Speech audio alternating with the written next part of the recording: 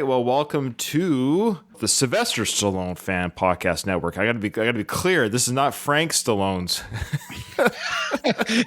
His fan podcast network. Yeah, I wonder how Frank Stallone's podcast is doing out there. His network fans and what have you. So shout out to Frank. Thousands of fans that he has, right, across the world. This episode that's coming up, they're going to be highlighting his cameo in Rocky 2. Oh, they're going to be devoting a whole 3-hour episode to his cameo in Rocky 2. It's Brian, Greg, and Rug. All right. Well, I'm really excited today. Well, first I'll introduce myself for anyone that's a first-time listener because they came onto this episode for the first time because they saw that we're doing the Expendables. I am Ryan. I host the podcast called Going the Distance, the Rocky series and Creed podcast. That is found on this same feed. So go look at the library. You'll see it. So far, I've covered Rockies 1 through 6 and Creed are all done. Our next season, season 8, will be Creed Part 2. Doug? Part of the Rocky Minute podcast, where we go through the Rocky movies 1 minute at a time. We have completed seasons 1 and 2 and are grinding our way through season 3. But you can catch all of season 1, and at this point, I think we've released half of season 2 on our new home at the Sylvester Stallone Fan Podcast Network. I'm Craig. I'm with the Slycast, which unfortunately we don't put out as much content as Ryan and Doug do. We have a lot of moving parts on our show, a lot of people involved, and a lot of busy people, including Mike Kunda, who just started his excellent show from Contender to Pretender. If you're missing Mike on a podcast, check that out. But I'm keeping busy myself. I'm doing music, and I'm also doing a monthly podcast called Conversations at Jack Rabbit Slim's, which you three bozos are all going to be on eventually at different points. Well, I'm recording with you as of this recording tomorrow.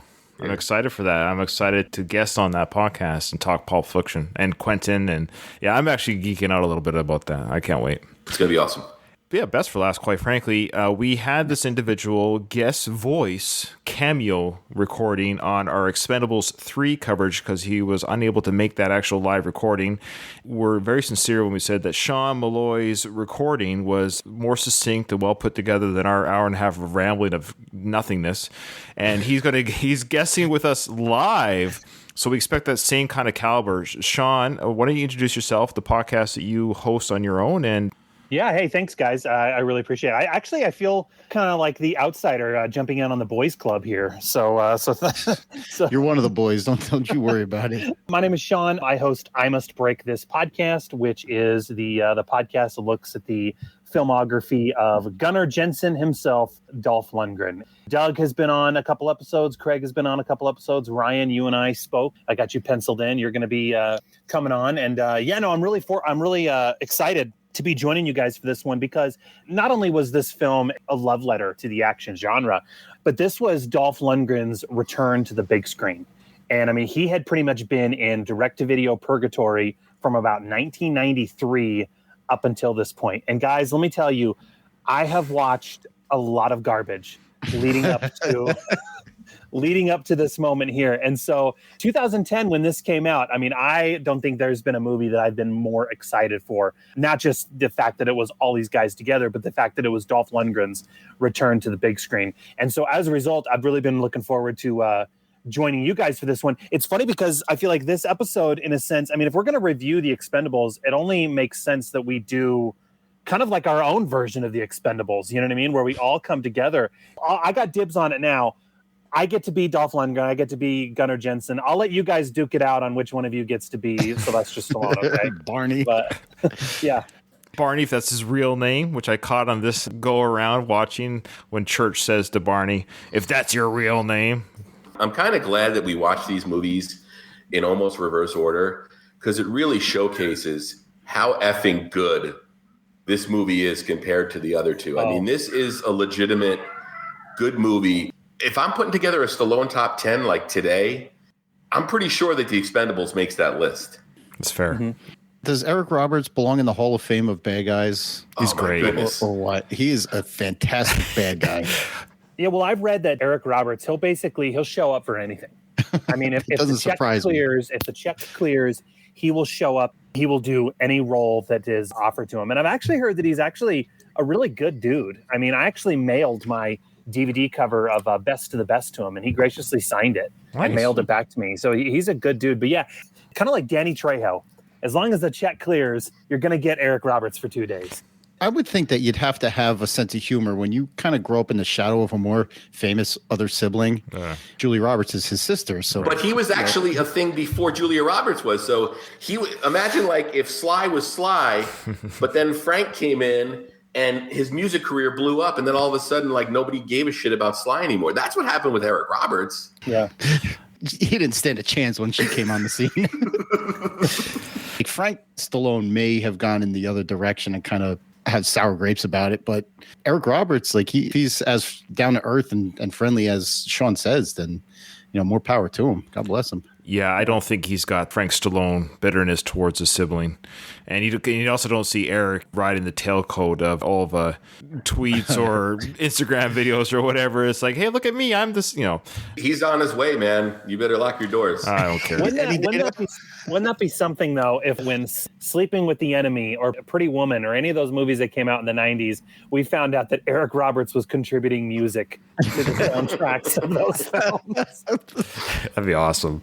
I think we're missing Eric Roberts' best performance ever, which was The Cable Guy. That's right. He played the Menendez brother or something like that. That's right. So not only does he play a great villain, he's also got great comedic chops. He was in that with Ben Stiller. Was he? Because Ben Stiller was one of the brothers, wasn't he? Stiller played the brother, and then Eric Roberts played the dramatization. It was like the TV movie version that Eric Roberts played. Sorry. Well, welcome to the Cable Guy podcast. Well, I'm really excited to have Sean here. And Sean, right on air, I'll just ask for you to come on and guest host on one of the Creed 2 episodes with my other co-host because, as you very well know and our listeners know, that Dolph has a huge role in Creed Part 2. And I'd love to hear your thoughts on his performance. Not now. We'll save it for the Going the Distance podcast, but I want to hear your thoughts on Dolph's performance in Creed 2. When we get to that, and I think you'd be a great addition to hear your voice on some key scenes there.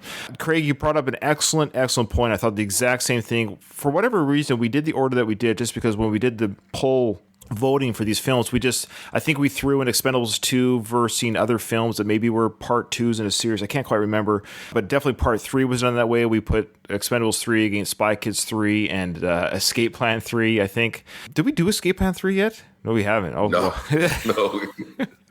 Anyways, so that's right. We thought Escape Plan 3 was going to win just because people love it when we cover dumpster fires. So this Expendables 1 coverage, it was not put up for a poll because we were just wanted Sean on. Sean's like, man, I really wish I could be there. So we're like, let's just do it. It's our show. We're just going to do Expendables Part 1 and get it done. And I think we were all in the mood to kind of watch something that was well done. And Craig, again, you hit the nail on the head that watching this, I just watched it yesterday, preparing again for this episode.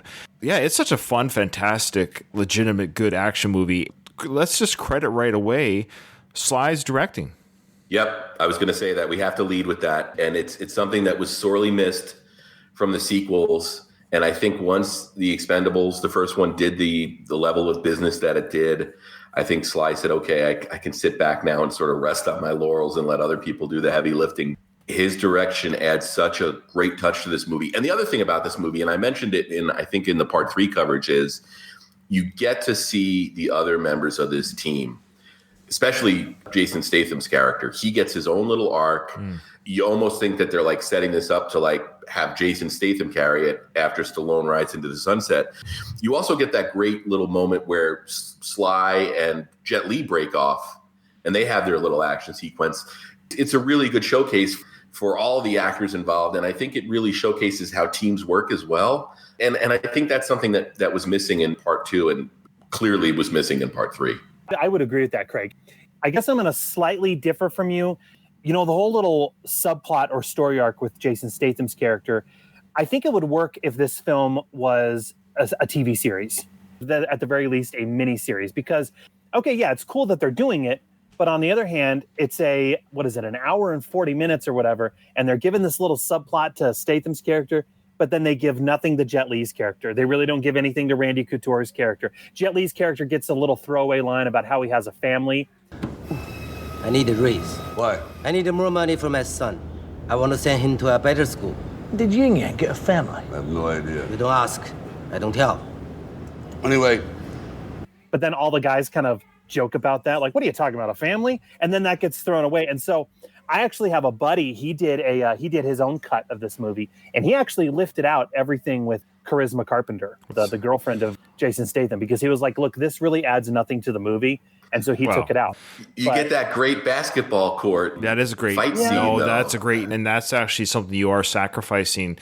Interesting that maybe your buddy there saw the Charisma Carpenter scenes. They were a little bit weird because I was actually kind of confused about the relationship in that he comes to the house with a ring, which... Lee, come on. Don't leave like this. Lee, I'm sorry. Thought things were good between us. I felt like you never cared about getting in my life or letting me into yours. Stop. Yeah, sure I did. No. Not the way two people who are serious about each other do. You know, I've known you for over a year and a half, and I don't even know what you do for a living. What's the matter? When I'm here, I'm with you. That matters. That matters. But when you're here, you're not really here. Okay? You don't talk to me. You don't open up to me. I have no idea what you're feeling. You bring me presents. They're beautiful presents, but I want you. You're a good man. I love you, but... Lee, I'm sorry. Please tell me you understand what I'm saying. You have to understand. I understand. You take care. Take care. You know, he was gone for a month doing his mission. She doesn't really know what he does for work. Like, he didn't even have enough decent courtesy to lie about what he did. He just says, I'm not going to tell you what I do, which is odd, you know. She goes, I don't even know what you do. We've been together for a year and a half. I don't even know what you do for work. And I would be concerned, too, if I was a father to the daughter. Like, you don't know what your boyfriend does? It's kind of weird. And he seems to have a motorcycle and all these toys. It was the most weakest part of the film was their dialogue and their relationship. ... That basketball court scene, I guess you could have done it some other way. Like when he beats up the jerk who hit the girl, that's always fun to watch. And what a great fight sequence. Jason Statham, incredible physical actor. What was he when the guy's in the air and he hits him down on the ground again? I remember seeing that in the theaters, the roll, like, whoa! That's one hit that you're like, how did they fake that? It might be the way the camera angle was, you know, the sound design, I mean, everything. I do get that point, Sean, and the movie would probably be stronger without that unnecessary thread, but I also think that that's something that sets this movie apart from the other ones. If you look at the Jason Statham scenes in this movie, you care about that character, whereas in part 3, you don't care about Ronda Rousey. I mean, there's no other way to put it. Or Glenn Powell. Or it's really Wow. the whole new breed that you don't care about. And also, we came right off of that PG-13 rating in Expendables 3. Now we're back to the original, the hard R, the exploding bodies.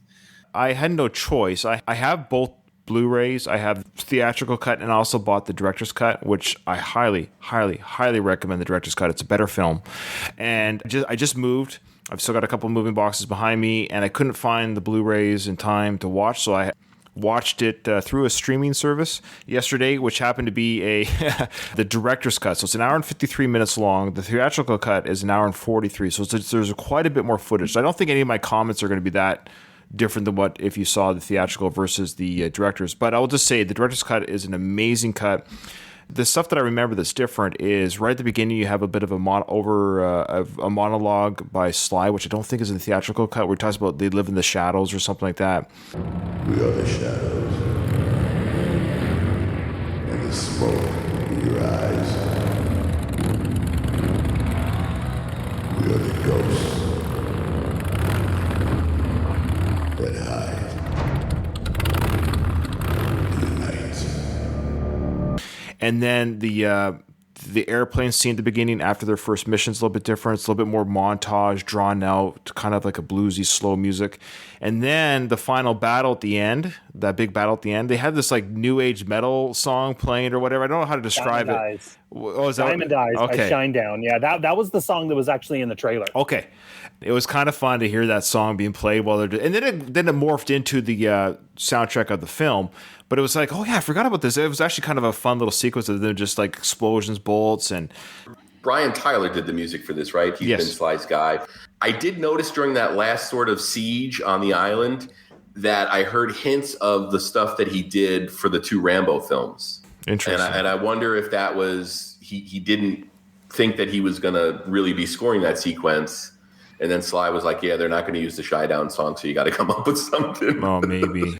For a concept like this film that it is, okay, all these action stars together in one movie, I feel like a concept like that alone needs a score, needs a signature score that you can hum in your head or whatever. I remember the score. I mean, the dun dun dun dun dun dun dun dun.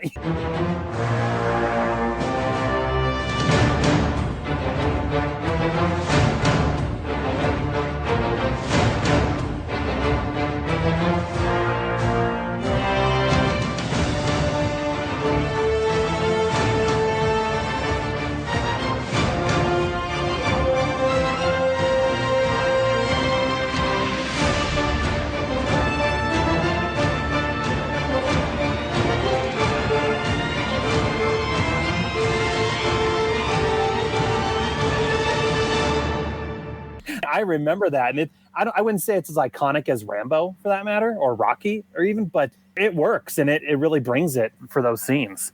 He's one of the more memorable score guys when I see his name, because it seems like he's more of a throwback to sort of what Jerry Goldsmith did.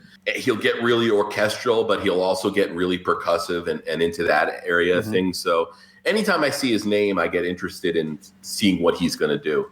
It's funny you mentioned Jerry Goldsmith, Craig, because I had the same kind of feeling that it's harking back to the old 80s action films that are like surrounded in a military kind of setting. They have that march type of music. Yeah, it definitely brought me back to that kind of era. It's a very good soundtrack. It's got that very heavy oomph in its orchestra. It's a great action soundtrack. It's a well done movie, guys. At the end of the day, this is not a dumpster fire. This is a barn burner. This is a great fun action film. We loved Expendables 2. I think the weakest one we talked about, of course, is Expendables 3. And what was missing from 3 had nothing to do with the direction. I think the direction style was good. I think Patrick Hughes did a good job with the direction. I think he did a good job wrangling the actors. We said it before 100 times. It was the new crew, kind of taken away from the old crew. And part 2, of course, I just tip my hat to Jean-Claude for being the greatest villain of the trilogy. However, part 1 is a real showcase of the original kind of Expendables crew. Yeah, the Statham-Stallone relationship was fun to watch when they're kind of talking about relationship talk with each other. No, that's the point. Yeah, you think you know someone and you truly do not. Aren't you the guy who said the man who best gets along with women is the man who can get along without them? No, you're so not listening. I'm talking about when you give all the control to the woman. You relinquish the power. Right. You give it all to the girl. Right. Right at that very moment is the time that she will tear out your heart. Right. She'll screw the milkman. She'll get pregnant with a stranger. I'm telling you, it's exactly what's happening, and it's repeating itself every relationship I have. It's the same. Truthfully, she wasn't your type. Well, I wasn't finished. Look, enjoy your freedom. Yeah, you wait till it happens to you. It has. So it'd be interesting, Sean, to see what your friend cut out there, because there was a lot of talk that Statham had, at least in the director's cut, where he's talking about his relationship with his girl. That's kind of an ongoing gag throughout the film. So it'd be interesting to see. As I've seen this multiple times, but in watching it again, the big reason why they gave Statham's character so much to do, if you look at the year this was, not so much the year it came out, but the year that it was made, Statham was like the leading action guy in the genre. Stallone was basically kind of slowly on a comeback. Lundgren, he was in the direct-to-video era, if you will. But all those other guys really weren't. I mean, Terry Crews, Randy Couture, they were still trying to kind of prove something. It makes sense from a marketing standpoint for Statham's character to really be the one who, maybe he's not the one running the show and leading the show, but he's the one who arguably, I think, gets the most to do in this film. What's interesting is how they basically sideline him for a good 30 minutes or so in part 2. If you remember in part 2 when they go to Bulgaria. I think it was filming obligations, if I remember correctly. So they made the storyline seem like you're putting me in this crappy side mission. I think that was an inside joke, but also written for the movie, because I think he had obligations where he couldn't be on set as much as he due to conflicts, because it's so hard to correlate all these guys' careers. That's my understanding. I mean, it makes sense though. I mean, if you think about it, considering in the first Expendables movie, for the entire second act of the movie or so, it's pretty much the Stallone and Statham show. And then in the second one, it's Statham who gets sidelined, and suddenly Dolph is given much more to do in that second act of Expendables 2. So is Terry Crews. So is Randy Couture, I have a few feelings about him. I don't even think he should be in this movie. But just say no. Just say no. I don't want to mitigate his talents in the MMA field or in the octagon because he could. He would destroy all of us on his knees with both hands behind his back. But he's not an action star. And I remember when this movie was shopped and when it was being marketed and promoted and everything. I mean, I was stoked. I don't think I've been more excited for a movie. Oh, yeah. And this comes from someone who grew up with comic books in the 90s. So I was more stoked for this than I was the Avengers or any of that stuff. When it was announced, it was like, okay, Stallone, awesome. Statham, he's a guy, he's an action dude, great. Jet Li, that works. And then if you remember, the fourth one that was announced was Dolph Lundgren. And so that one for me put this on a whole other level because it was like, okay, that's great. And then suddenly they started adding more cast members. They announced Randy Couture. And I remember thinking like, well, okay, he's a tough guy, but he's not an action star. Like, come on. And I think this goes back to what we saw in part 3, that Sly, I think he was really ready to put all of his eggs in the MMA basket. I think he probably saw MMA as like the new boxing. That was sort of Sly's maybe idea of how to get different eyes on his projects. He had an MMA fighter in Grudge Match, so that was around the same time. So he's definitely... I think he generally probably enjoys the sport and Ronda Rousey for part 3. So he's definitely enjoyed having MMA. David Bautista have a background in fighting too? Well, no, I think he also had more traditional. What is that? What's the martial arts competitions? Krav Maga, rather? Yeah, maybe Krav Maga. I don't know. Taekwondo, Doug? Is it Taekwondo? I think he did leave the WWE. Don't quote me on this, but I think he did leave the WWE and he did try MMA for a brief period. Yeah, but to stay on the MMA side of things, you see that in the fighting style towards the end of the movie. Sly's doing MMA moves, and then you have that great fight, which is the only reason Randy Couture's in the movie, is you get 2 Stone Cold Steve Austin fights, which is awesome. And the one with Randy and Stone Cold is a real good showcase for both of their abilities. I think that was put in there to be like, we have 2 wrestling guys going at it for this. But I also think it gives Stone Cold a great character arc too, because he fights Sly, pretty much beats him. Yep. And then, he goes to the final boss, which is Randy Couture, which is kind of cool.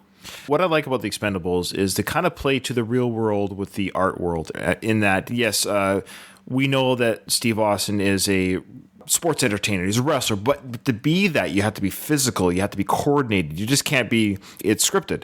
But the entertainment is real, and the jumps and the bumps and the things these guys go through, especially, of course, during the Mick Foley days and what have you. These guys, the physicality of it, Oh, it's incredible what they do. And so if you think about it, if you're an action film director and you've got to get some physical fights done for your film, would you hire me? Just because I got a pretty face? Or would you hire maybe Couture, who can, I can take the bumps, I can take the hits, I got the grappling moves, it's the training to get them to do the fighting. Well, it's just like the Rocky films. You get a boxer or do you get an actor? Sometimes you can get a bit of both, but with these action sequences at the end of the day, Couture was hired to do that fight with Austin. And it was a great, let's just talk about that fight there with the fire and the bumps and the slams and stuff. It's a hell of a fight. And full credit to Steve Austin. He's really got a lot of, that's why he was so popular. He's got a lot of charisma on screen. He carries it even in the film. Well, it's funny. Me and Sean have had an offline conversation about Stone Cold probably earlier this month. The latest episode of Conversations at Jackrabbit Slim's, I sat down with a screenwriter named John Sullivan, who wrote a really, really good Stone Cold movie called Great interview, Recoil. by the way. Great. Sorry. Oh, thank you. Yeah, great. And he also wrote a movie for Antonio Banderas, so there's a huge Expendables connection there. Yeah. After Sean listened to that episode, we were sort of texting back and forth about Stone Cold's movie career. Way too short-lived. And it's a shame because if you watch him in the Expendables, he's got the charisma. I mean, he was one of the biggest wrestling stars. If you look at popularity, Hulk Hogan, Stone Cold Steve Austin. In terms of asses and seats and merchandise, I mean, how many of those skull shirts did you see? Or 316 or whatever. He holds his own with everybody on screen here. Maybe you credit some of that to Sly's directing again. Sly knows how to work with actors. Mm-hmm. Just for the record, David Bautista did embark on an MMA stretch lasting 1 fight. Oh, that he won. Oh, good for him. Yeah, but he went on top. He did. He became a purple belt in Brazilian Jiu-Jitsu under tutelage of Caesar Gracie's, one of the famed Gracie family members. Yeah, ain't gonna be no rematch. Yeah. I wouldn't want to mess with him. So the question, we actually have one person in our YouTube chat. Like I was saying before, I put this on YouTube just so I have a backup recording. We are being joined by a fellow named Drew. He's actually chiming in quite a bit here. So hi to Drew. He has a question that I think we'll leave to Sean to answer. Sean, did you feel that the Lundgren-Lee fight lived up to the hype? I love the Lundgren-Lee fight. That was one of the things that Stallone and Dolph Lundgren actually, they kind of spoiled early on when the film was being shopped and when it was being filmed and everything. That was one of the things that they kind of were like, oh yeah, Lundgren and Lee don't like each other. They get into it and everything. And that was one of the things that I think maybe should have been left as a surprise to audiences. I think it's a great fight. I think if there's one thing about it that I don't like, there's way too much close-up shots. You don't really get to see Lundgren's style versus Jet Li's fighting style. That was one of the slight disappointments. I will see, if you want to see what I think this fight should have been and sadly wasn't, Dolph did a movie back in 2015 called Skin Trade, where he and Tony Jaa, I don't know if you guys know who Tony Jaa is, but Tony Jaa is Protector, yeah. Yeah, he and Tony Jaa go at it, and the way that fight scene is filmed is what I feel like the fight scene here in Expendables should have been, because there's lots of wide shots, and so you get to see the scope of that fight. The fight in Expendables 1 is because they're in such close quarters. In any case, I would say check out the fight scene in Skin Trade. It's pretty dope. One of the cool things about this is seeing how Jet Li's character even the playing field by drawing Gunner into spaces that he knew that like there were going to be low bars and stuff where his height would work against him. I thought that was a real cool character trait and sort of showed how his character approaches evening the playing field when he needs to. Sean, you brought up the quick cuts and everything in the fight scene. This is one of those more recent action movies that have really wild camera moves during the fight sequences, quick cuts, shaky camera, so you can't really see the beginning to the end of the fight. There's very little choreography going on there, except within those little frames. And fighting like that drives me nuts. I want to see a nice choreographed fight. I'm in the middle. I see both points. I think it was just enough where it was entertaining just to see Lundgren versus Lee. If you're to tell me 20 years ago, can you imagine, or 20, like in 1990, let's say it was 1993, and you're like to say, hey, well, I guess it would have to be 94 when Lethal Weapon 4 came out. You say, hey, you know, see that Jet Li guy that you just saw for the first time on screen? Well, he's going to fight Dolph Lundgren in the film. Like, what?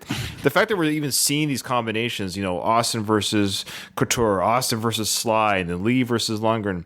What it reminded me of a little bit was having the Lee versus Lundgren within the Expendables infighting was a little bit of Avengers, speaking of Avengers, like Avengers Civil War. We know they're on the same team a little bit, but they're just kind of pissed off at each other. They have different ideals, and we get to see the superpowers used against each other instead of just against the common villains, so to speak. So it was cool to see these two trained fighters in their own right have this fight on screen, but it could have been more. I agree, a little bit more lighting, a little bit more. I don't know why Sly did it that way because he is the director. I don't know what his reasons were, or maybe Jet Li and Lundgren had reasons why they did it that way. And it might be because of their ages. They needed, but why do that to the Steve Austin Randy Couture fight? They're both physically. I think it's just because it was a nighttime filming. But I hear you. In defense of Sly, I also have to say that, Doug, it's probably because the trend in filmmaking at the time is that's what they thought audiences wanted to see, is that Jason Bourne style of filmmaking where it creates false excitement. It's all smoke and mirrors. It's bullshit, but it was a really, really popular technique. And I think it was one of those things where Sly was like, hey, I gotta look like the other movies that people are going to see today. At its heart, at the core of this film is the gimmick. And the gimmick is, okay, we have a movie with all of these action stars together in one film. Can you believe it? Like that, that's it. I mean, I feel like that's the gimmick of the film. I can't speak to Stallone's mindset, but I can't help but wonder if he crafted a story purely based around that gimmick, where he didn't even really have a story per se. He just said, hey, I want to make a kick-ass, balls to the wall, love letter action movie with all of these guys in there. Then when he got financing, when he got approval to do it, he was like, okay, well, let's come up with a story, because the story itself is really, really thin. It's really, really loose. There's really not a lot there. And I was watching it again. I thought this from the beginning, but my latest viewing, guys, it really drove in. This movie is basically meta. If Stallone wanted to, he didn't really need to do a whole mercenaries on a mission type movie. He could have made it just a week in the life of Stallone meeting up with his action. Because, I mean, Stallone is basically playing Rambo, maybe a more level-headed version of Rambo. Dolph Lundgren is basically playing Andrew Scott from Universal Soldier. Statham is playing Jason Statham. I don't think Jason Statham. No, his range is limited. Yeah, but they're all playing themselves. They're all playing essentially characters that they've played before. And so that's kind of what I wonder is if Stallone was like, we'll just men on a mission movie. There'll be mercenaries. One of the easiest stories to write from an action perspective is the Magnificent Seven story, where a group of outsiders is there to liberate a village, an oppressed village. So, as thin as it might have been, it's an easy story to write. And I think it serves the movie because you don't have to figure out any intricacies in the plot. It's a real simple point A to point B for this movie. It worked.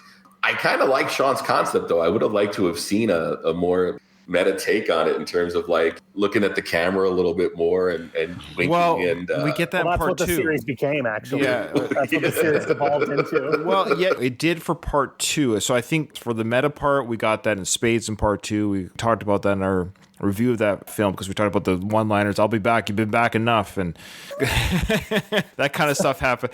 But I will give credit to Sly, even though there was a little bit of a wink at the camera. Yes, he's playing kind of a combination of Cobra Eddie mixed with Rambo. Yeah, you got all the character actors kind of playing the type.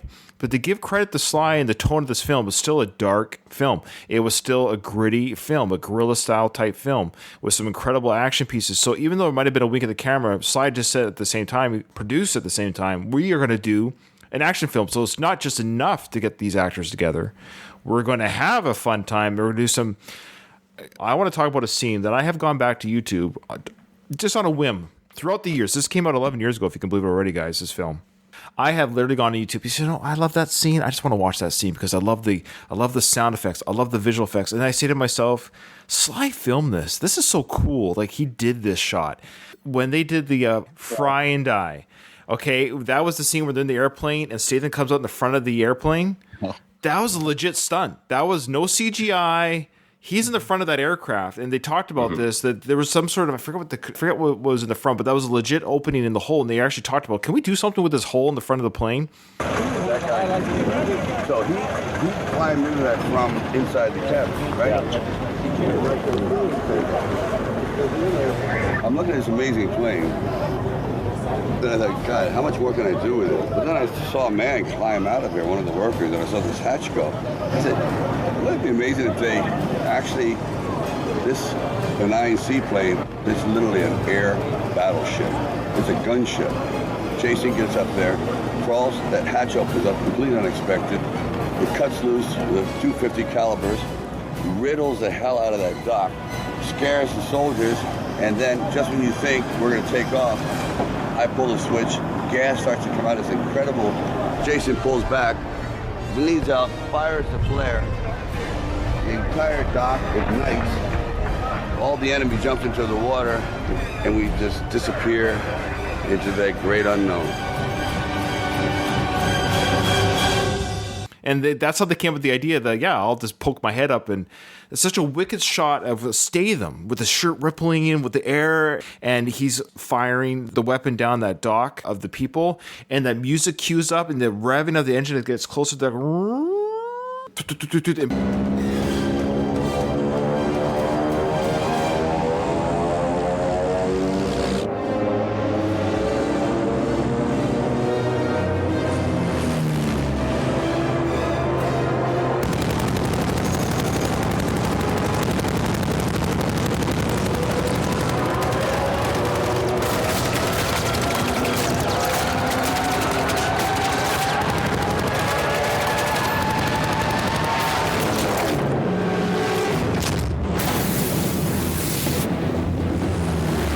You're watching that for the first time, you're like, oh wow, that was a freaking amazing, that aerial shot. And then you're like, oh, then the gas, and then Statham turns around like, oh my goodness, it says that's one of the greatest action sequences of all time. I put that right up there with the T-1000 rig chase with the metal guy, man. I've watched that over and over again on YouTube.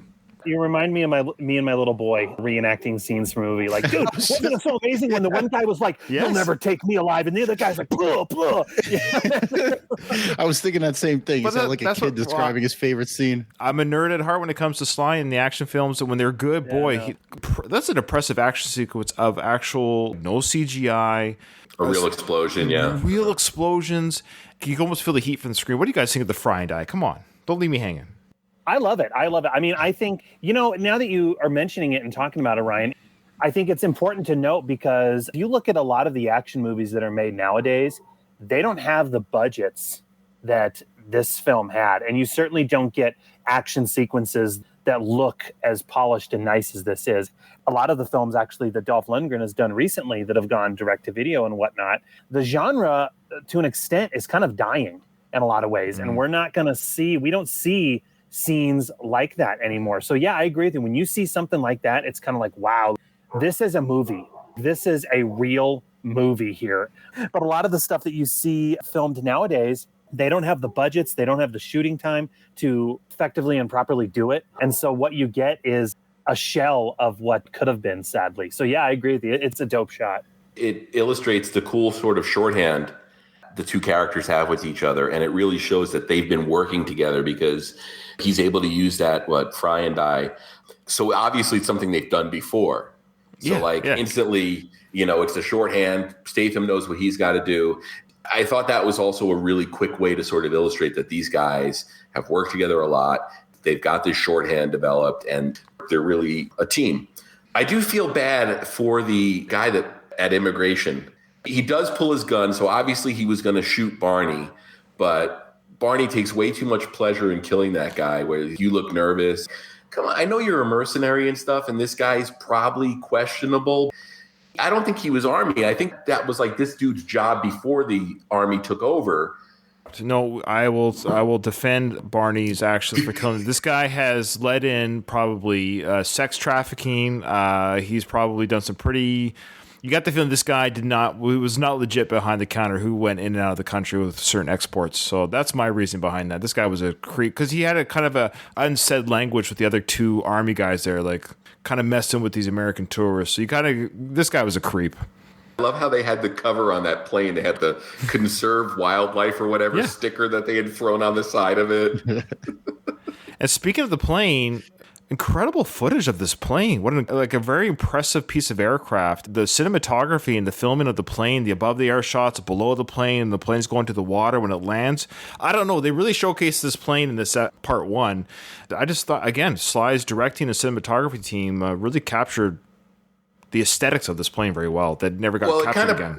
It kind of bums you out because if you think if this was made in the 80s, we would have gotten like the G.I. Joe size figures. The Dolph one would have been a little bit bigger than everyone else, and then you would have got the plane with all the accessories. Oh, man. Jason Statham would have had the knife accessory pack or whatever. I don't think Doug really got to talk about this scene, though. I'm sorry. I was watching the Mickey Rourke monologue again. Going back to Mickey Rourke himself, they had him for like a day and a half because he was in between obligations himself. Iron Man 2. And he delivers this monologue about him and Barney being back in Bosnia. He starts tearing up in the middle of it, and he's saying that we don't stand for shit. And oh my God. You remember that time we was up in Bosnia? We took down them Serb bad boys. All our guys were getting chopped up all around us, and there was blood everywhere. I never thought I was going to make it out of there, and I don't know you didn't either. Kind of feeling like dead too, My head's all very, very black place. I don't believe in shit.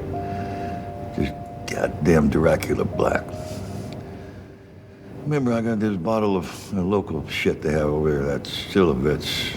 I don't know I think that's what it was called. And I ain't feeling no pain now. And I come up on this old wooden bridge, and I see this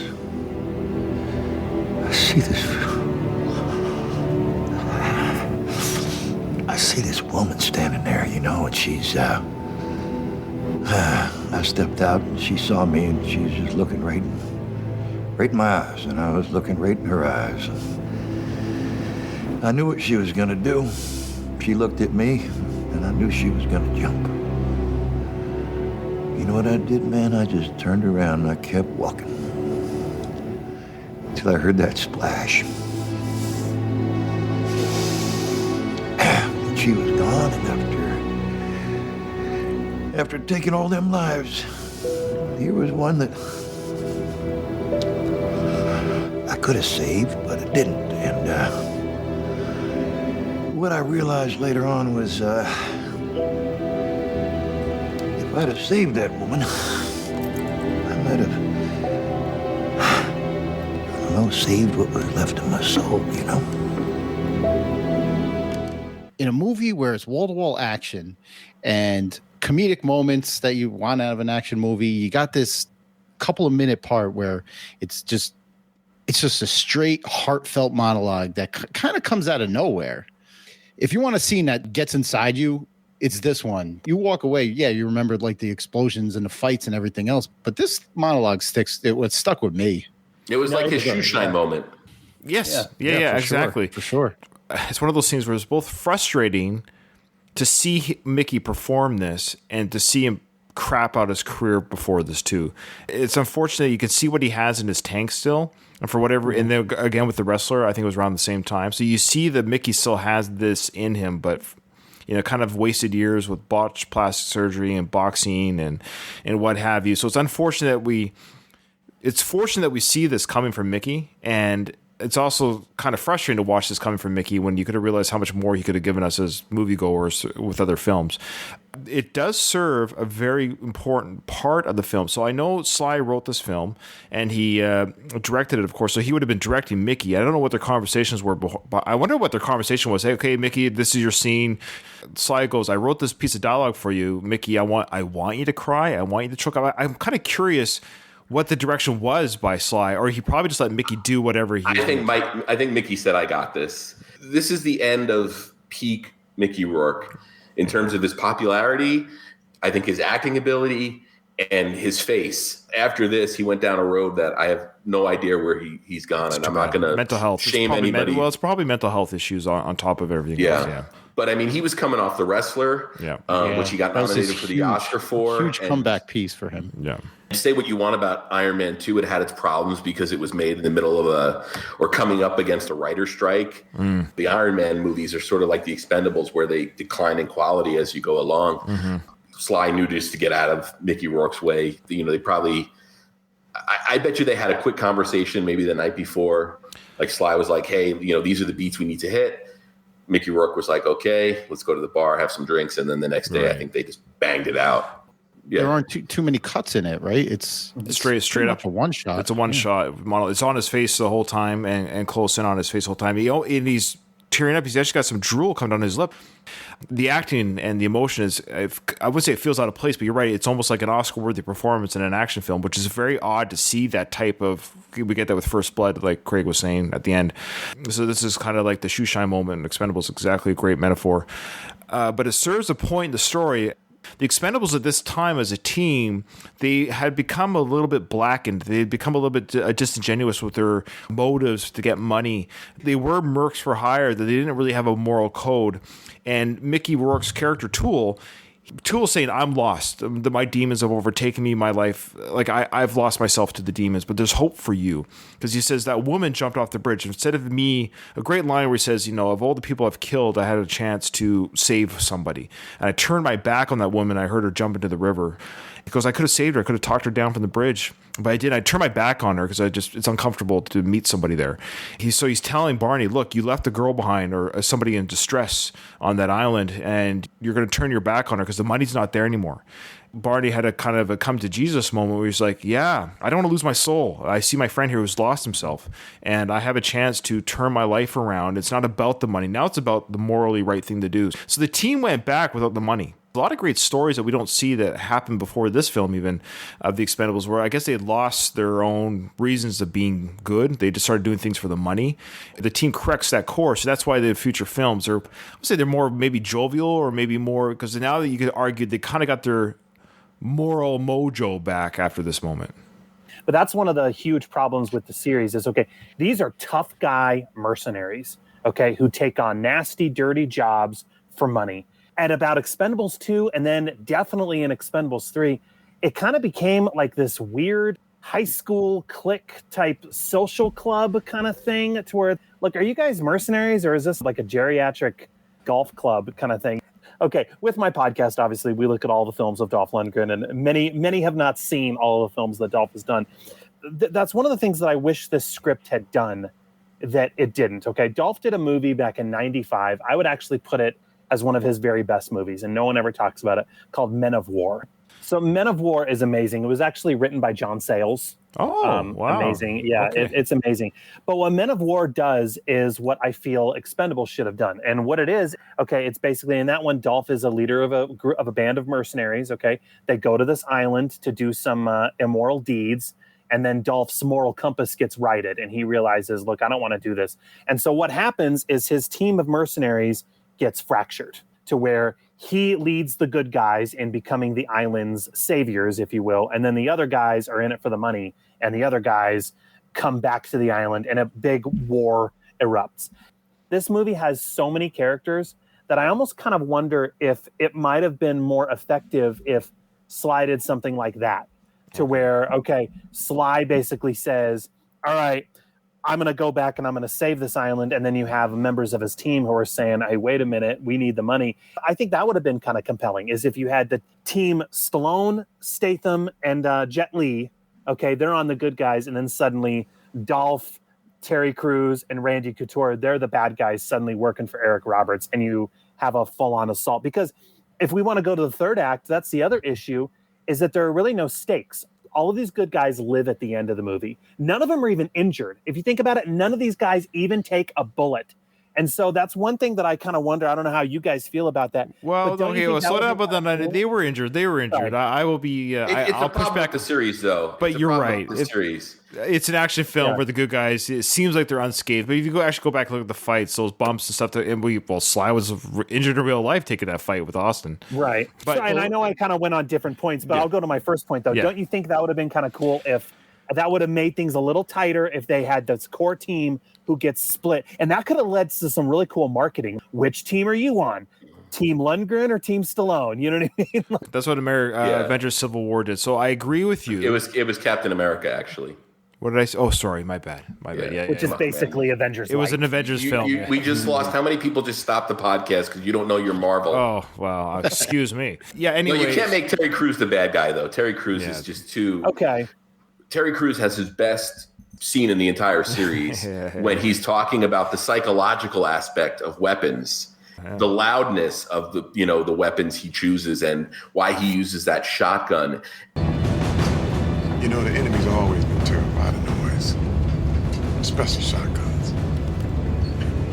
With this big boy spitting out 250 rounds a minute, you tell me who's tolerating that. You know what? I trust you. I want you to meet my girlfriend, Omaya Kaboom. When Omaya's primal strike, she gets off a miniature warhead that arms itself. And when that happens, anything that gets in my lady's way becomes instant red sauce and jello. The noise is as impactful as the damage the bullet will do psychologically.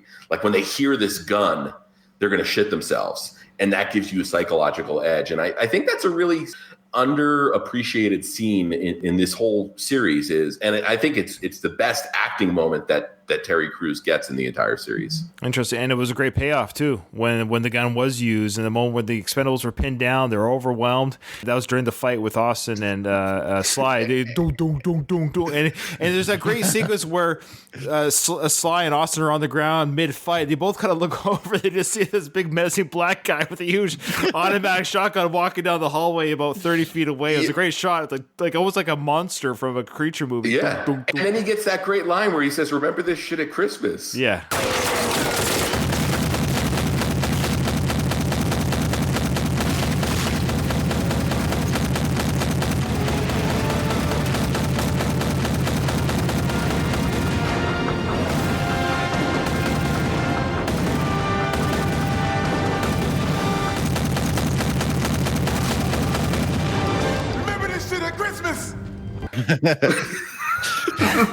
That's another one. It's complete action movie to a T, complete with the witty quips in between action set pieces.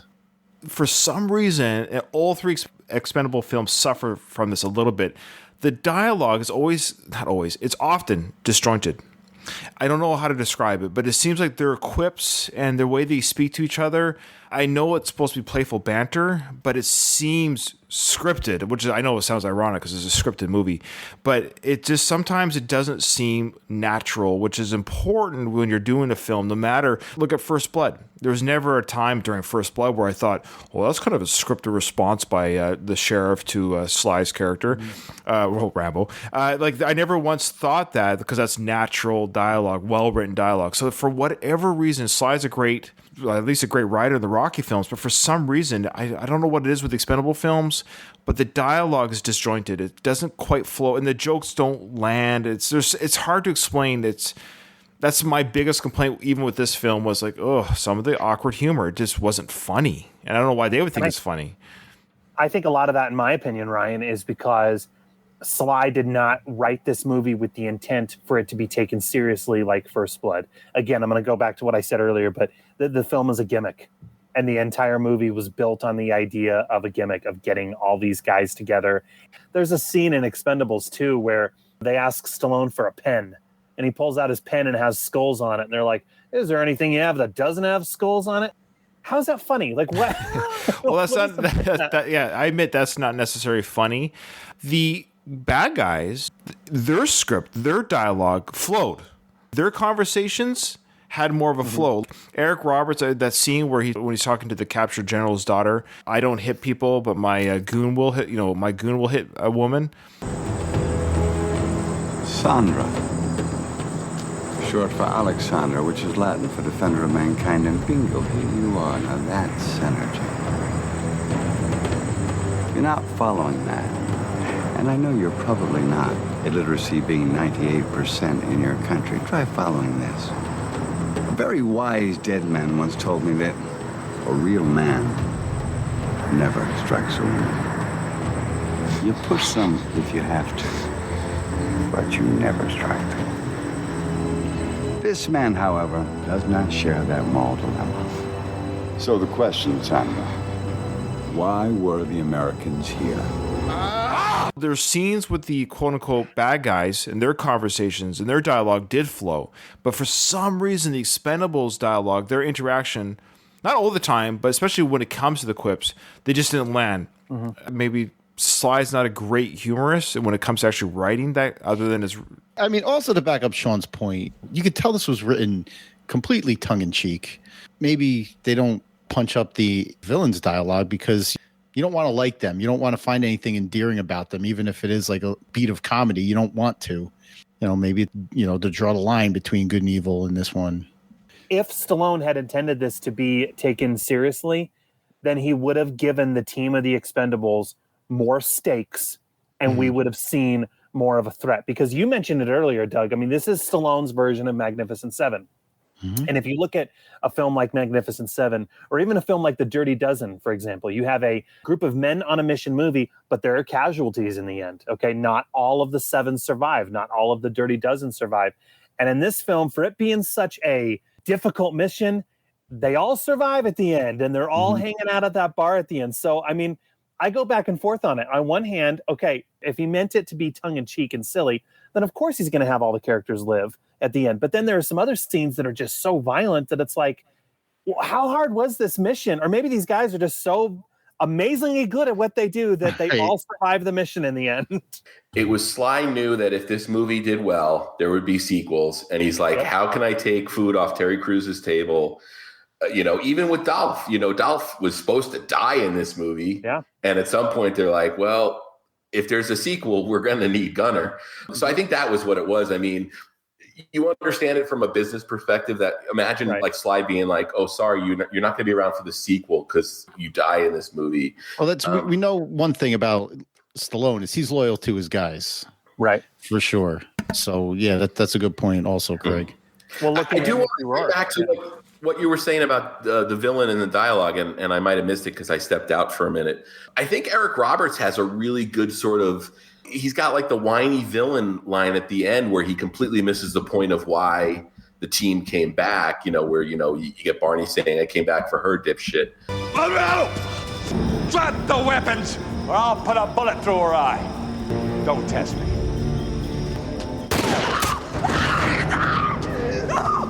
No!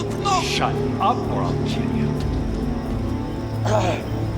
The agency parasites hired you, didn't they? I'd have paid you twice as much to go fishing.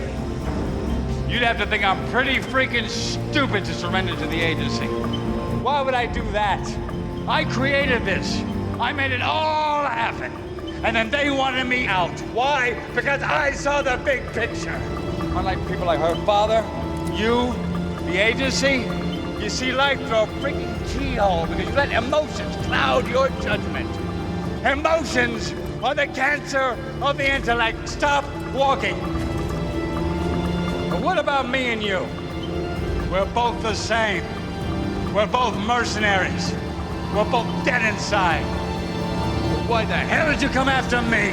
I didn't come after you, dipshit. I came for her. He's got this frustration where he's, hey, I was part of this, and then the government took it away from me. It was kind of really, I think Eric Roberts played it really well, where the whiny villain, he's, hey, what about me? I got screwed here too. That's a really well-written scene. I mean, I think it's a little heavy-handed. Barney says, I came back for her, but I think it's kind of really on the nose. But that's a good scene, and that's a scene I don't think you'd get in a lot of your by-the-book action movies, and I think that's kind of what Sly brings to the genre. Are we to believe that Yin Yang, Jet Li's character, he's... Sean, you're on mute. Sorry. Sorry about that. You went to say something. You were on mute. I wasn't looking at the screen. I just started talking.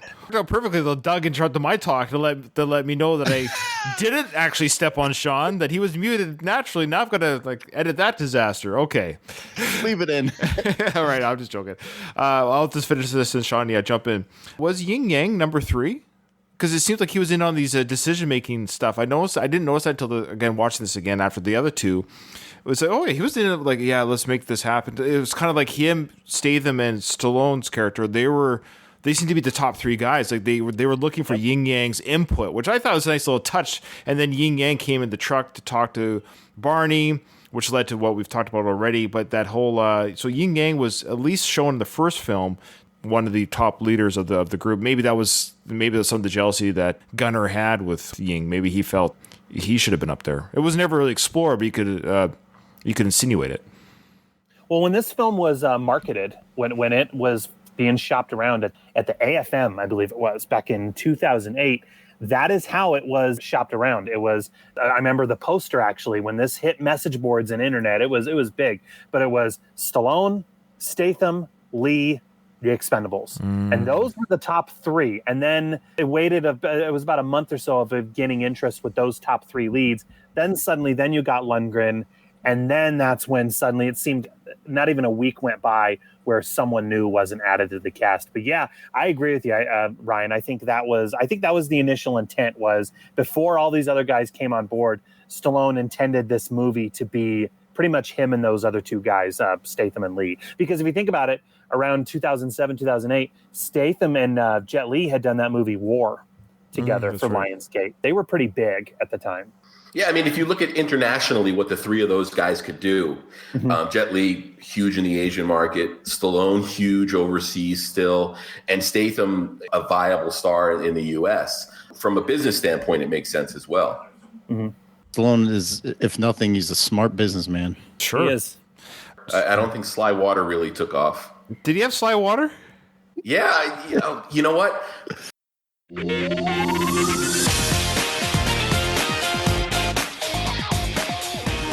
You get it good?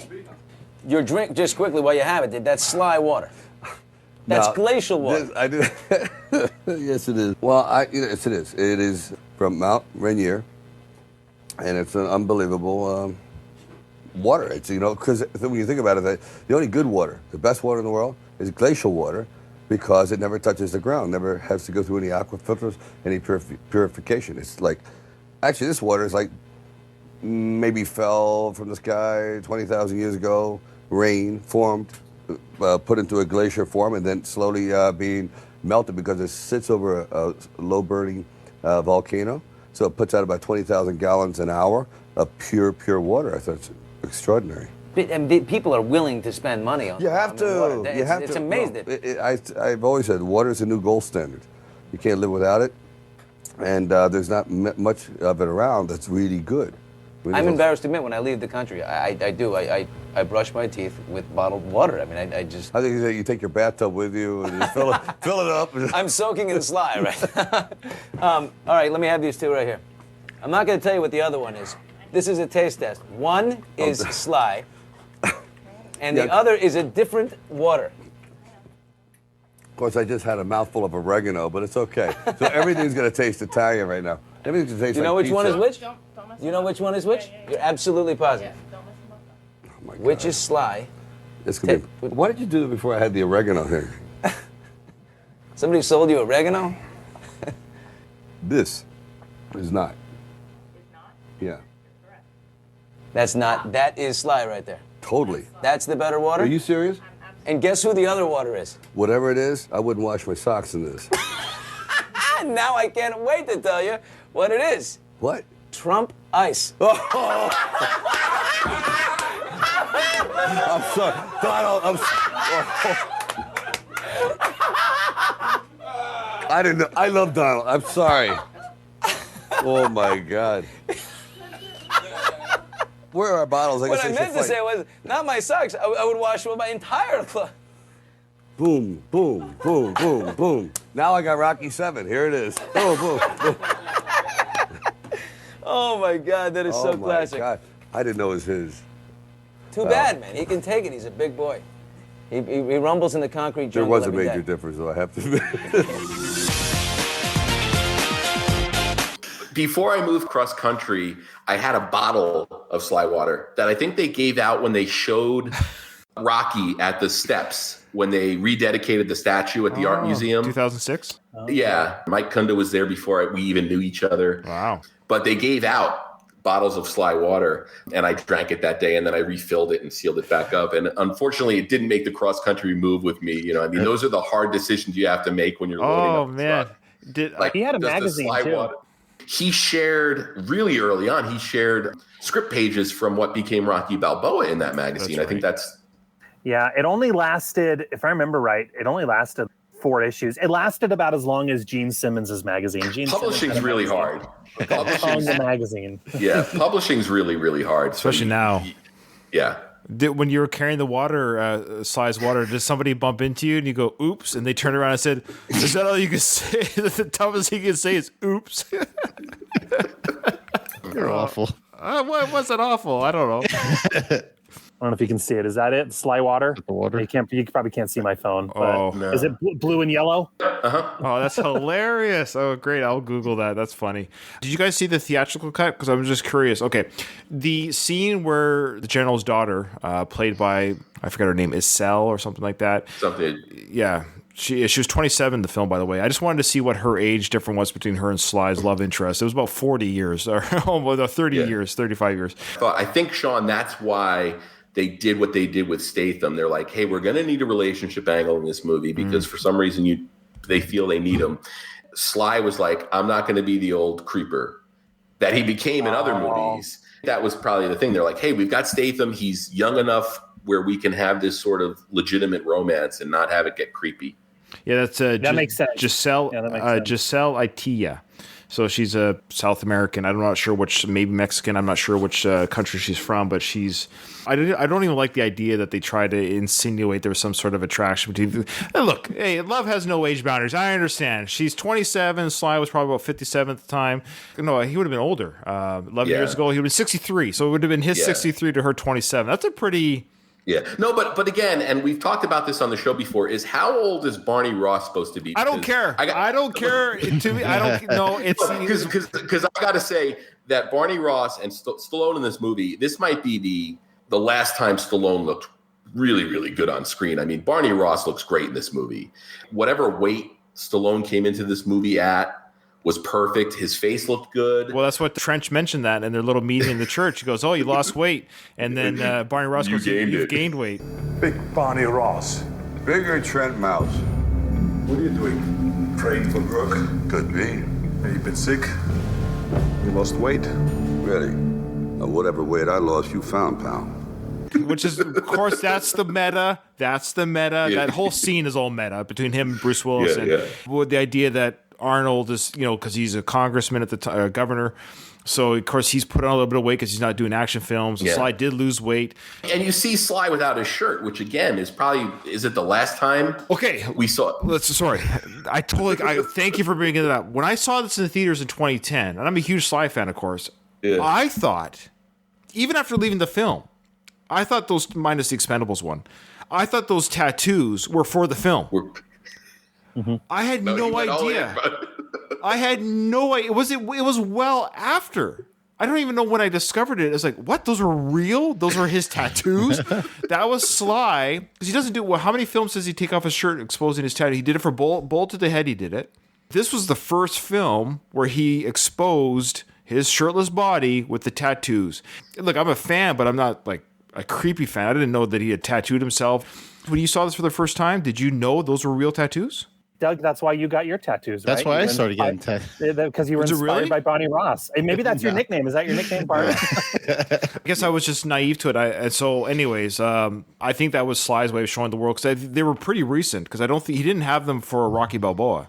And that was 2006. No, I remember seeing him on TV in a tattoo chair getting tattooed. He got them because one of his tattoos is a picture of his wife, Jennifer Flavin. And I don't know exactly when they got married, but he got it kind of mid-90s. Yeah. So, I mean, I think he got it, had to be early 2000s or so. But yeah, but Grudge Match, he had them all painted over. When he did Grudge Match, they were all, okay. I don't know what they used to paint over it. But he didn't have them. He didn't have them for Rocky Balboa. No. That was 2006. So in a 4-year span, he covered his body, which is fine. It was just weird that age and stage. Good for him. That age and stage in his life. He's like, I'm going to tap myself up.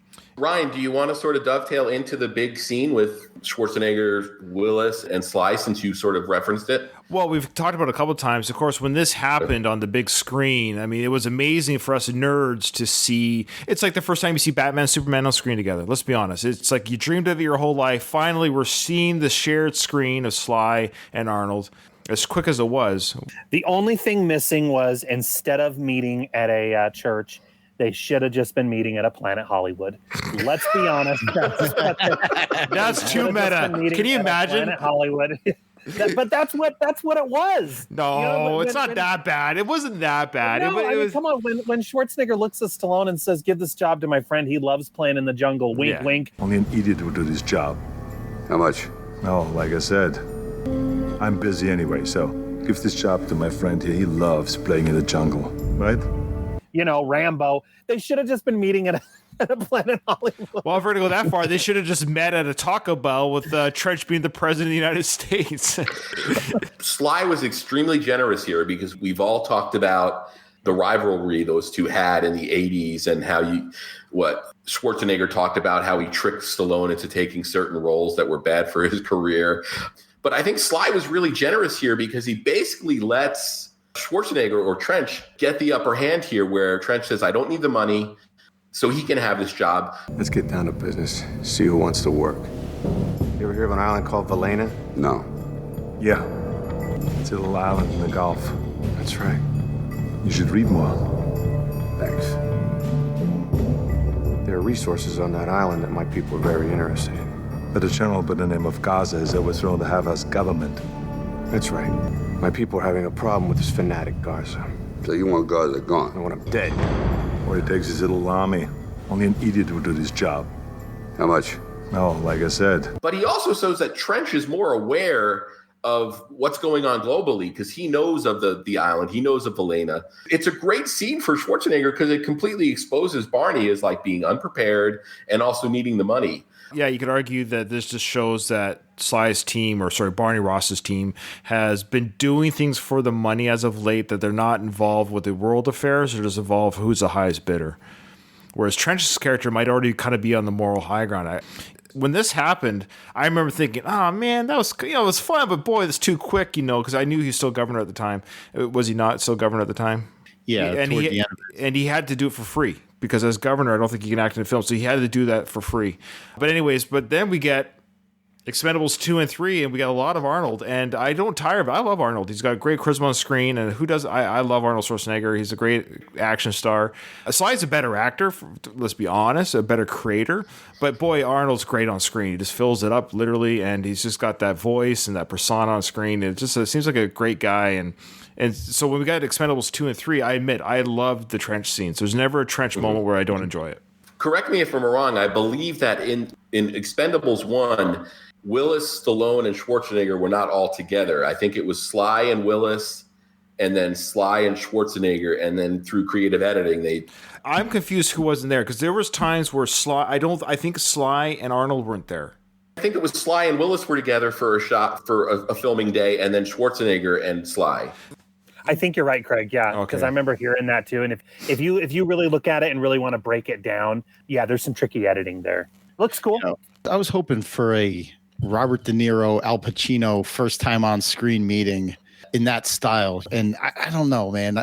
It was a little bit too silly, maybe. Maybe they're two biggest action stars of all time coming together on screen for the first time. I don't know. I was hoping for something more than what we got. Well, then we get that in part 2, and you get it in Escape Plan. You got it. Yeah. Oh, yeah. Yes. Escape Plan. That's true. Escape Plan is more of what I was hoping for. So I guess we do get it, but in that moment, we didn't know what the future held. So it's fair to feel that way in the moment, but we get it in spades for part 2, Escape Plan part 1. Yeah, so. Yeah, but in a vacuum, I didn't like that scene as much. No, you're right. It's actually not a very strong scene. So. The other problem is we all knew it was coming. Can you imagine if they had somehow kept that under wraps? And they should have. That was another thing that I was a little disappointed in. They spoiled that in the trailer. They should have kept that a secret because, let's be honest, I think this film would have done just fine without them spoiling that in the trailer. Yeah, Box you don't need office-wise, yeah, this would have been, if anything, that would have been like an extra little surprise, if you will. And it would have given probably good word of mouth, Sean, for surprise for the opening weekend, anyways, because people would have. And when, and I remember seeing the trailer when they spoiled that scene. It was like, why? And I get it. Look, I get it. But on the other hand, it was like, why would you spoil that? They probably had that very same discussion. Like, do we spoil it? Telling people that Arnold is in the film to get a couple Arnold butts in the seat. So it's. Yeah. Can you imagine putting out 850 as an Arnold fan and being like, okay, I got my 35 seconds, and then leaving? Well, I can't imagine there's too many Arnold fans that can't stand Statham and Sly films. Like, you got to. The Venn diagram is pretty deep on that one. Yeah. Oh, boy. Venn diagram coming up again. It was almost like mentioning that Doug's a cop in every episode. Check that box. Is the only major sequence that we haven't talked about the big car chase scene? We'll mention that truck scene. That's a great scene.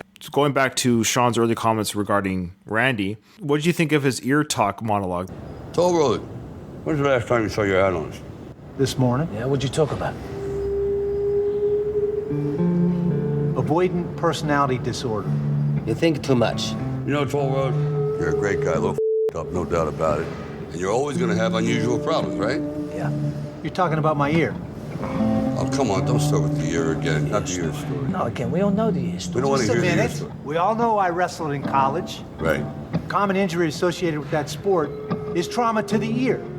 A clot, which if left unattended, causes a contraction in the cartilage and forms cauliflower ears.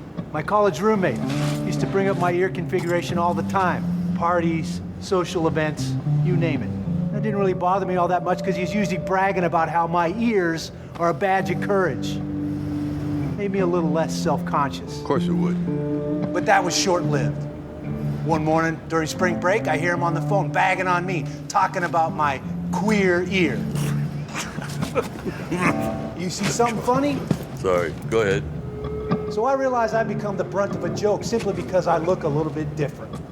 So I decided to educate my roommate on the common decency that should be afforded people who look a little different. I smashed him upside his goddamn head several times until he had a little cluster of cauliflower all his own. And your point is? It ain't easy being green. That was like the most we've ever heard him speak. as an actor or in these films, I was like, I forgot. Holy, he's talking a lot here. He's going on about this ear in this scene. You could tell he's reading a cue card. Oh, yeah. Whatever angle he's looking at, he's talking to the group. But whatever he's looking at, it's a cue card. There's no way this guy memorized that dialogue. I'm telling you right now. It was like a weird character trait they wanted to give him, that like he was insecure about his ear. And there's really no payoff for it. It's weird. It seems shoehorned in just to explain that a guy who doesn't know what cauliflower ears are. Well, you'll be surprised, but it was a bit of art and life and art saying, "Hey, we should let the audience know this guy's deformed." It was shoehorned in because I think it was their way of saying Randy Couture is a mixed martial artist fighter with experience in wrestling.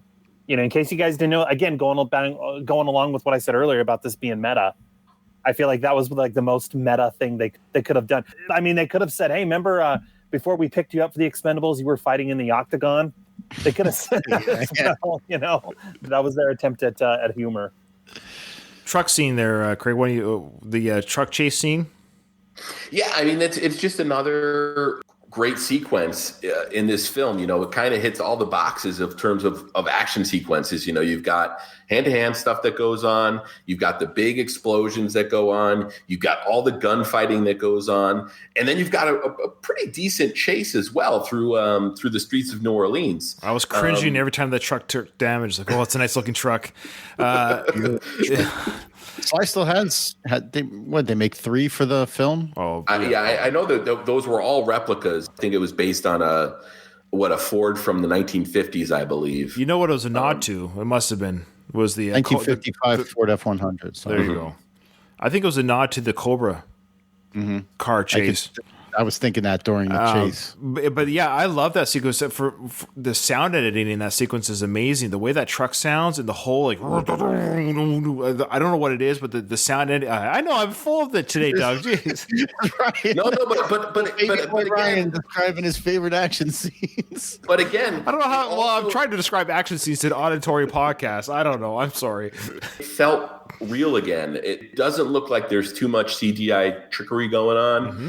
And if you compare it to like the Fast and the Furious movies, where you watch those movies and they're great escapists, they're great popcorn films, but you watch those movies and you can see when there's digital cars doing stuff. Right. Whereas here you're like, there's a truck being driven by a really, really good driver and Jet Li's in the back.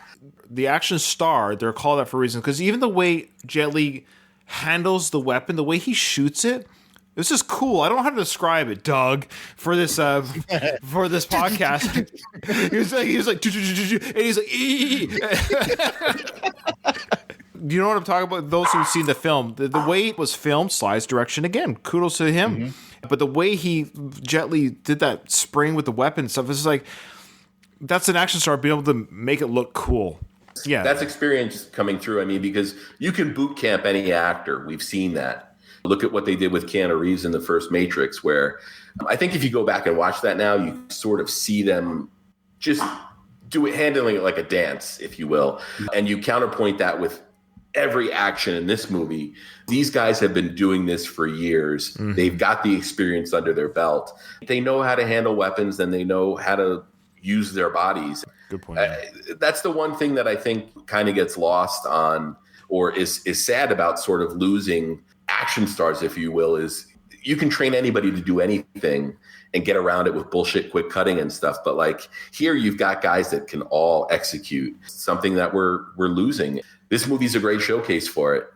Sean, I want, because you are here as our guest host from your Dolph Lundgren podcast, I Must Break This Podcast. Every time I talk about your podcast, I always call it I Must Break This Podcast, because the title of the podcast is I Must Break This Podcast, but it's a podcast, so you have to say I Must Break This Podcast. Anyways, it took me forever to come up with a title. Too, I love by it. The way, I love it. I thought about, but it seems like, and that was like my last resort because I just couldn't come up with it. And it's the hardest thing.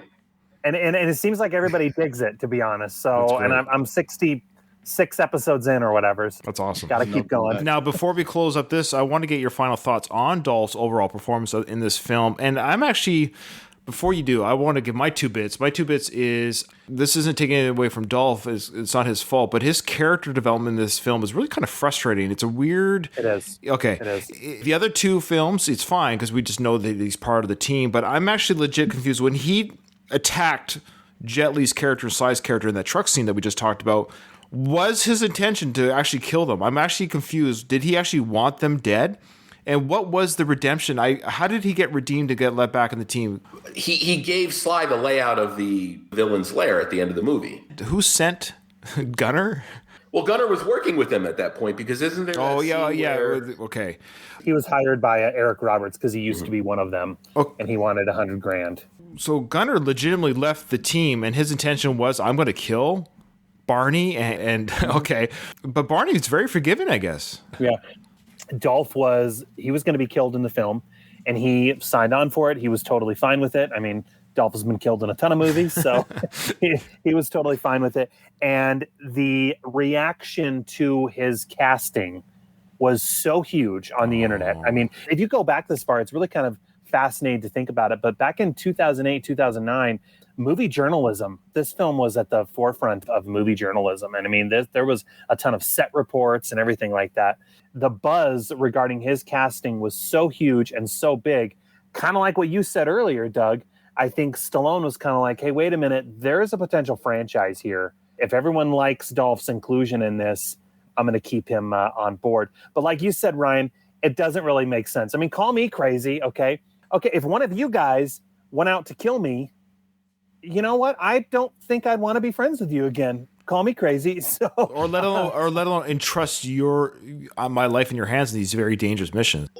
I mean, it's referenced that he's got some kind of drug problem, but they didn't really showcase it anywhere near enough. And I think Barney's able to realize that it wasn't Gunner doing it; it was the drugs or whatever substance abuse problem that Gunner had. And I guess he knew the Gunner before addiction. I think he was able to forgive that. Yeah, you could argue that because because even he seemed pained. Like even when he shot Gunner, no, it's an action movie. It was actually good acting on Sly's part there, where he seemed pained by having to shoot him. He throws his hand to the ground. And he's like, shit.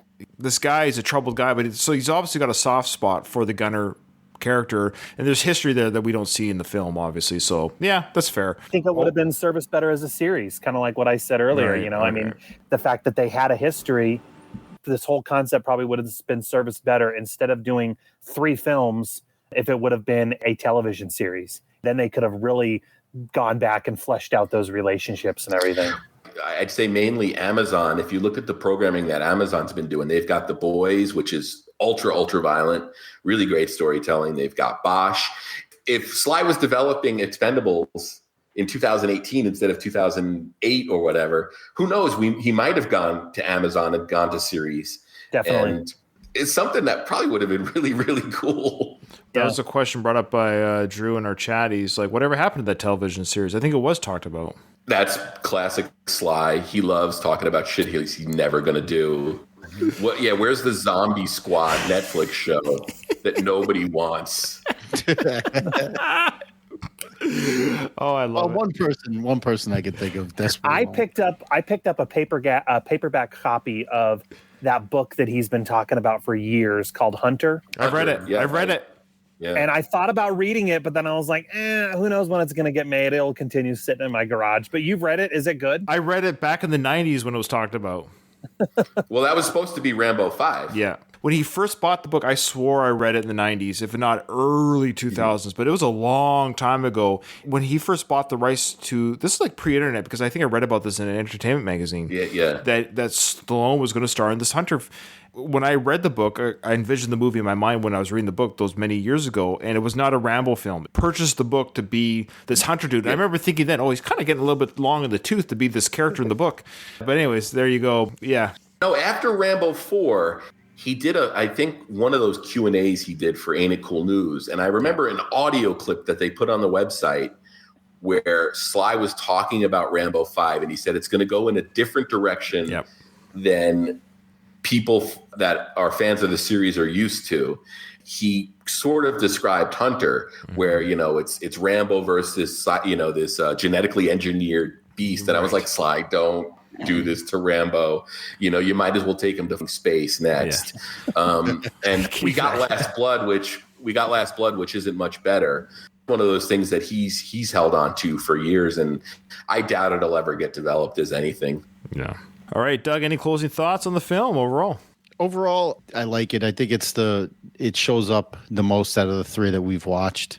Not that they shouldn't have done sequels, but I really wish the sequels would have lived up more to the original, because it could go down as one of the greatest action franchises of all time. It's still fun. All three have something to offer. Still fun. Even the third one with Mel Gibson, we talked about that. And there's something to be said for you. I don't think you'd watch any of the Expendables films and go on board. You're going to have fun watching any of them. But I think the first one does showcase a little bit of that grittiness, combined with the humor, combined with the great aesthetic look. It has a great aesthetic look the other two just didn't have. And I think we can credit Sly for that. Definitely love it, though. Good action film. Sly is at his best when he's got something to prove. You know, we've seen it when he did Rocky Balboa. We saw it when he did, you know, the fourth Rambo film. And The Expendables is another sort of, I would put that on the same level in terms of Sly being focused and saying, okay, I've promised that I'm going to sort of do this return to action that Rambo sort of really set up. I remember seeing Rambo in theaters and being like, I can't remember the last time I sat in a movie theater and saw this level of filmmaking from an action standpoint. Sly rose to the occasion. This movie has its problems that we kind of pointed out. At the end of the day, it delivers exactly what it was supposed to deliver. When I was watching it yesterday, I was like, man, I can't wait to sit down and talk about this, because after watching 2 and 3, I kind of forgot how solid of an action movie this one was. No, it was an interesting way of doing it. I think I like that we did it in that order, 2, 3, then 1. Sean, closing thoughts on the film. Please plug your show. But before you plug your show, I just want to say, great job on your podcast, great episodes, great discussion about Dolph's filmography, and you've had some great guests who've worked on Dolph's films on your podcast, and that should be acknowledged. I don't think you would acknowledge that yourself, so let me do that for you, that you've had some incredible guests on your podcast in the Dolph world. So if anyone listening to this podcast, this is the one right now that we're listening to, it does not follow Sean on his podcast and likes Dolph Lundgren at the very least, my goodness, Sean, you are the torch-carrying king of the Dolph Lundgren podcast world. So, hey, thank you. I really appreciate it. With regard to this film, I mean, look, this is quintessential Dolph viewing. In addition to this being just a fun throwback love letter to action films of the 80s and the 90s, this was Dolph's comeback. I mean, he's had multiple comebacks over the years. I mean, but this was the film that brought him back on the big screen, which, I mean, if you had been following his career and seen him premiering his movies on the shelves of Blockbuster, to see him back on the big screen was really cool to see, was really pretty special. So I think for that reason alone, minor quibbles aside, this film definitely gets a recommend. Yeah, thank you for the shout out. The podcast is I Must Break This Podcast. And we go in chronological order, reviewing all of Dolph's films. And in between the movie review episodes, I'm fortunate to have an interview episode. And I've really been blessed because I've gotten to speak with directors and writers and actors. I even got to speak with Dolph's stunt double. In fact, the Expendables, Tony Messenger, who did a lot of the stunts for Dolph Lundgren, I got to speak with him in a previous episode. So it's pretty cool. So thank you for the plug. It's I Must Break This Podcast, and we're on iTunes, Stitcher, and all the podcasting apps. All right, that's awesome. Thank you, everyone that's joined us live and are listening to this right now on your earbuds. Check out, again, our individual shows on this feed. Slycast, Going the Distance, and Rocky Minute can be enjoyed on this same feed. And check out Sean's podcast. We'll talk to everyone later.